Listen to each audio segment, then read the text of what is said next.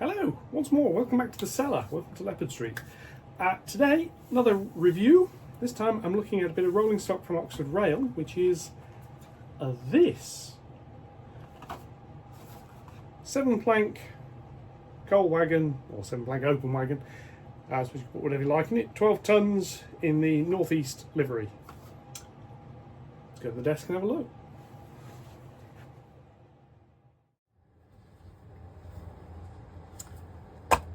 Okay, little wagon, nice box, virtually no information on it. There's the product code if anybody wants it, OR67MW7037. Let's have a little look. It's in a box, so I'll take it out of the box. Unsurprisingly, there's nothing else in the box. Little ice cube packaging, comes out, there we go. Yeah, I like that, that's quite... seems easy. We'll have a look at the rolling in a bit. Depth printing, yeah, it's fairly crisp. Metal buffers, not sprung obviously. NEM pocket couplings, metal wheels, light metal wheels. Doesn't look like any bearings, the wheels don't rattle particularly. A little bit of detail on the underframe. Speaking of underframe detail, there's a thing to think about. What is this?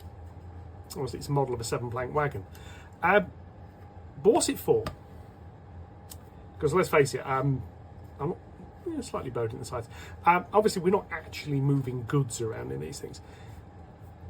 If you've got a small shunting layout, the wagons are a key part of that layout. You might have a dozen of them, you want good detailed ones. And I must say the detail on this looks quite nice. It's not really, I want a perfect scale model of a wagon. I mean, for anything else, the wheel gauging is wrong, but that's a whole different issue. A little bit of underframe detail, there's no cross rigging and things like that. It's not necessarily needed. This is not designed to sit in a museum and sort of rotate through all angles and say, look, this is what this looks like. This is designed to sit on a model railway, trundle around, usually behind a locomotive. The locomotive is the key bit, the wagons give it a reason to exist. In some cases, as probably on Leopard Street, it's going to be a scenic block train, which is incidentally why I haven't got one of these. I've actually got 9 of them. But yes, there we go. So it's basically a bit of the background that moves. So that's the role it's got to fulfill. There are some lovely ultra detailed wagons out there. This isn't one of them. This came from the model centre. Going to my notes here. RRP $16.95 each. I got this from the model centre for $14.39, and like I say, I got a few of them, so I think that's a reasonable price. Bearing in mind the price, this is not meant to be a top of the range super detailed model, but I quite like this. Yeah, let's get on to a bit of track and let's have a little bit of a look. Okay, here we are, a little bit more up close and personal. Yeah, I'm going to have to do a proper backdrop for one of these. Before I brought this over here, I put it on the scales. This comes in at 23 grams, so it's quite light. For comparison, I've got a Hornby wagon, which is 28. I've got some Bachmann ones, which is 29. I've got an old mainline one, which is 30. So, ideal is probably about 50 grams for one of these wagons, so they're all really light. But, yeah, this works. We can have a little bit of a look and sort of hold that like this, zoom in a little bit. Yeah, got a coupling hook, let's say metal buffers, yeah, nicely painted bodywork, the sort of picked out brake handle. Printing's very crisp, I'm really impressed with that. Colour's quite nice and light, nicely applied. Decent bit of detailing in the axle box, the little door deflector thing here is picked out nicely. Yeah, I'm quite pleased with that. The interior, yeah, there's some interior detailing as well. Put the camera out of the light, so you've got the planks, the sort of like the bottom door bit is there. Very, very clean, needs a bit of a load. End door at one end, manually rotate sort of thing at the other, and we've got sort of the reinforcing at that end. Yeah, Seems to roll okay. I think it looks alright. I mean, these are just generic wagons, really.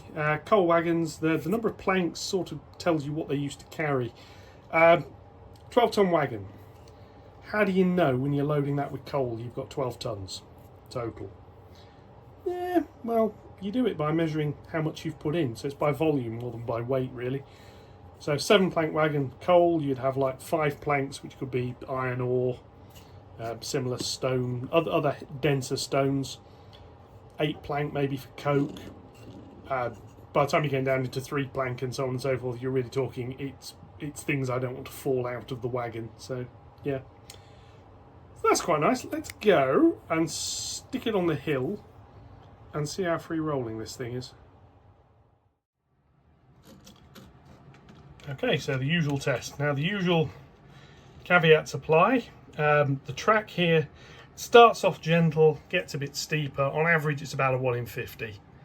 And other wagons make it down there to the bottom to around where the Copydex pot is. So if this does that, I'll be quite happy. So let go. Let's up speed. Yeah, it's got to about where everything else gets. So I'll say that seems fairly free rolling. Didn't derail, wasn't wobbling. So yeah, that's about where we've got to with that one.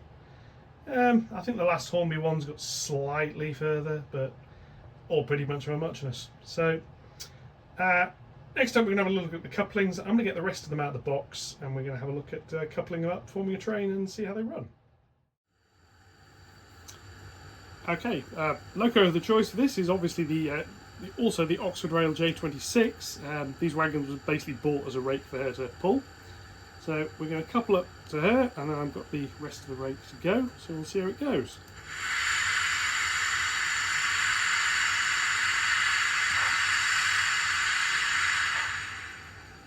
Now it's pushing, now as I expected it might do, because these wagons are quite light. Let's couple the first one. Then pushing, pushing, still pushing. Come down here a little bit more. It's a couple of them are coupled now. So yeah, they're coupling. As with all these wagons, because they're so light, they're getting pushed a little bit. As we go backwards nice and slowly back down to a breakdown. We'll see how well it couples to the couples up to that.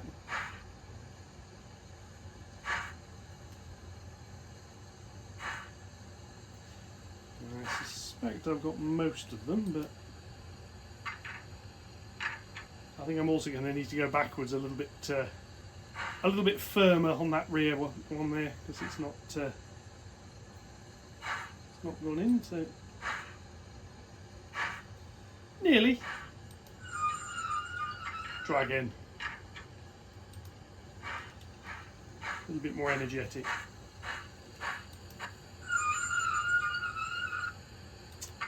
Seems to have got that. So go forwards, watch the little rake go past, and we'll see how well it runs, which is the next trick. So just because I can.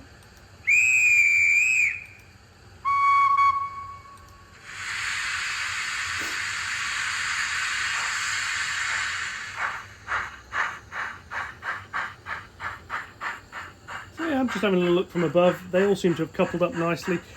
These have the sort of plastic version of the self-centering, so there's no springs, so sort of depending on the moulding, but they do seem to line up quite nicely. And we're rumbling around over my slightly dodgy track work, so let's follow this round.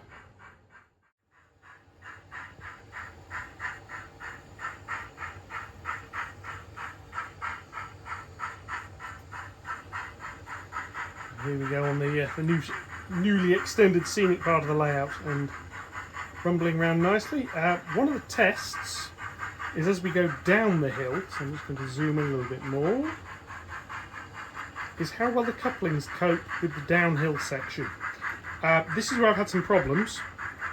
as the trains all sort of compact themselves nicely. When they get down near the bottom, some of the Hornby wagons start riding up over each other on the couplings, and they get some derailments. So I'm interested to see how well this lot copes.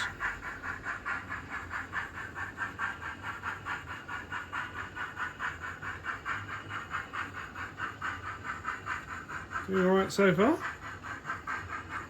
This is the area where the trouble usually starts.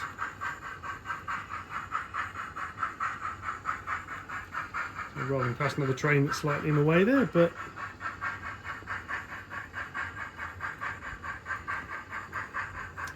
that seems to work. So what I'm going to do is I'm going to speed them up a little bit.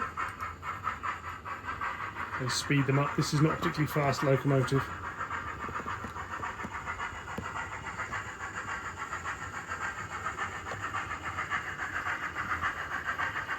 We'll watch them come past again.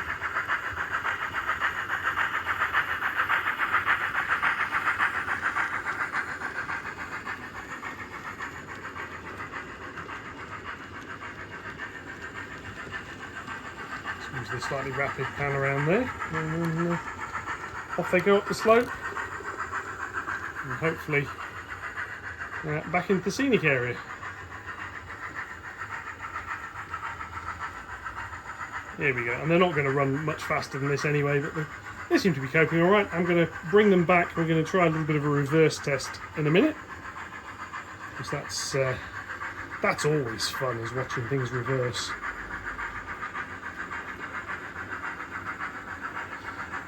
Now, there's another experiment coming up actually with these particular wagons. I'm going to be experimenting with some other coupling types. As these all got NEM pockets, it's quite easy to do. The plan is to go order some KDs for the ends of the rakes, and probably some Hunt magnetic couplings for the intermediate part. So anyway, I'm going to bring her around, we're going to park up, and we're going to do some reversing over some points, and we're going to see how it copes.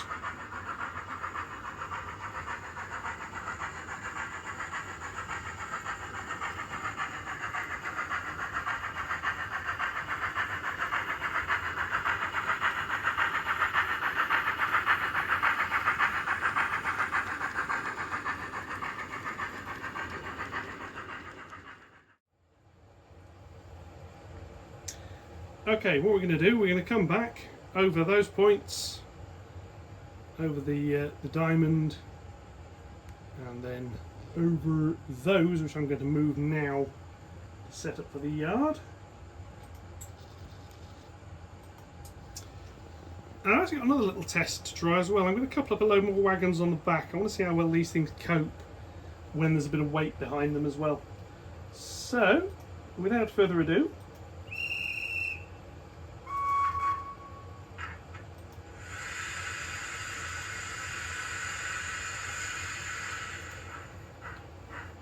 I'm back at a moderate speed. Now this first point is obviously set straight, so I'm not expecting any problems.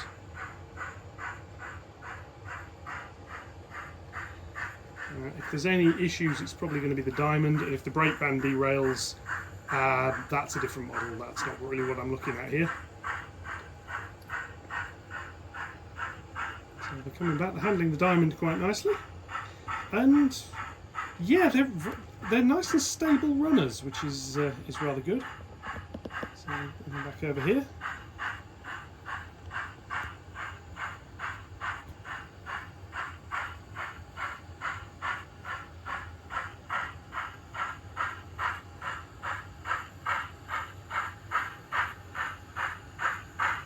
Now these are Pico large radius points, so this, you could argue this isn't a particularly onerous test. I'm just having to listen for when they've coupled up to the wagons behind.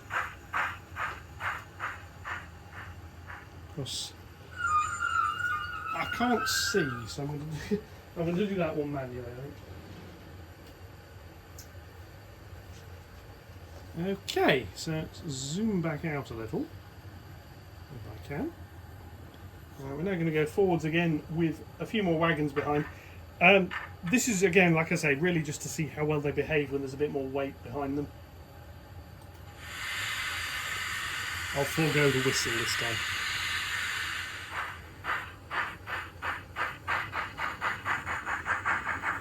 It's also a little bit of a test of the J26 for how well it copes with a slightly longer train.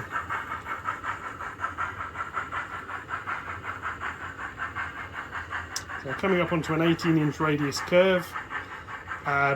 This is where sometimes wagons being light can be a problem, with a fair-sized train behind them. 9, 10, 11, 12, 13, 16, 17, 18, 19, 20, 21 vehicles behind this by my counting. And by the look of it, coping quite nicely. So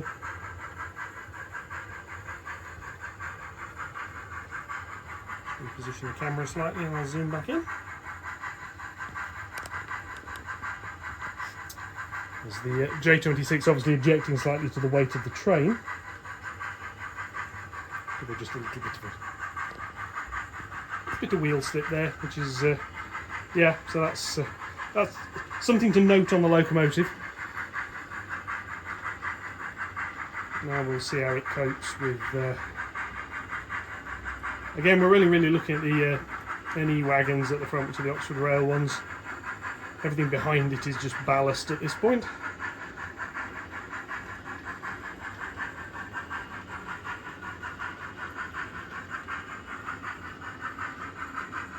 Yes, the idea behind the hunt couplings is to avoid this, well, hunting basically back and forth as they go up and down the slopes, and stop the couplings overriding each other. And the Oxford Rail wagons have passed that one with flying colours, so I'm quite happy with that. So I shall just bring the train back around and we'll have a little close look at the end and we'll get some final thoughts on these. Assuming the rest of them make it over the points, that is.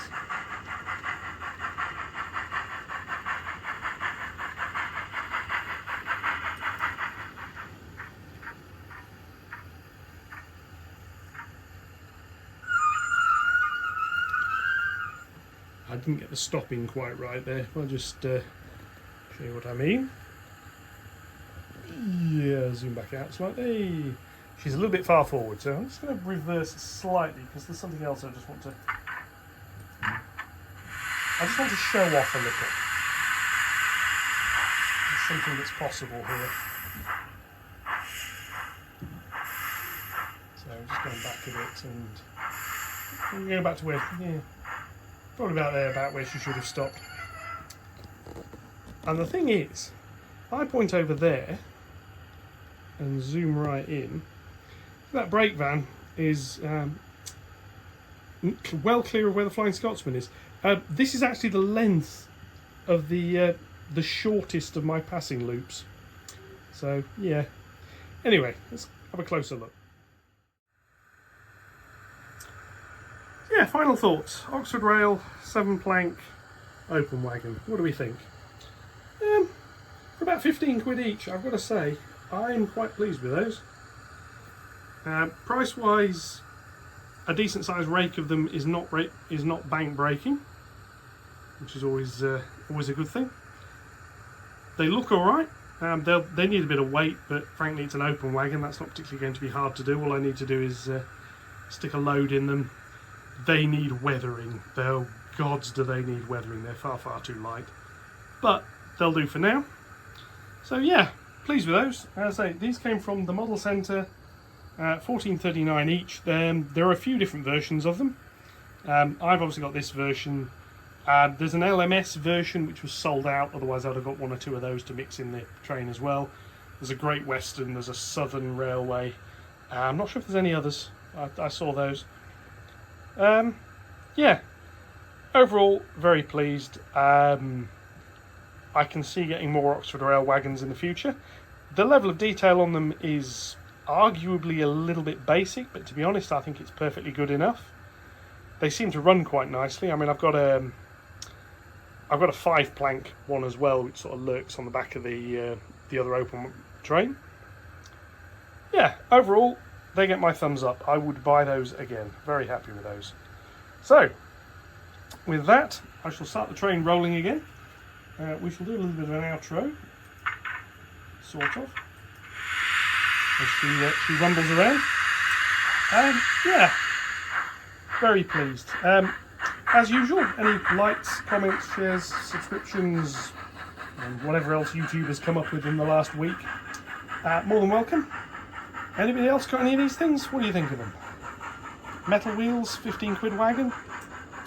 I'm quite pleased with it. What do you reckon?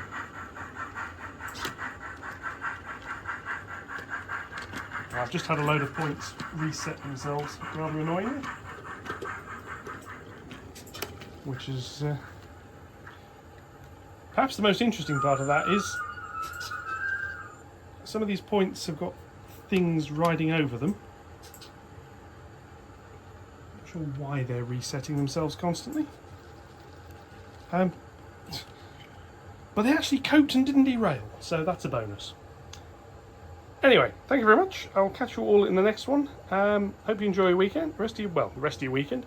And thank you very much and goodbye.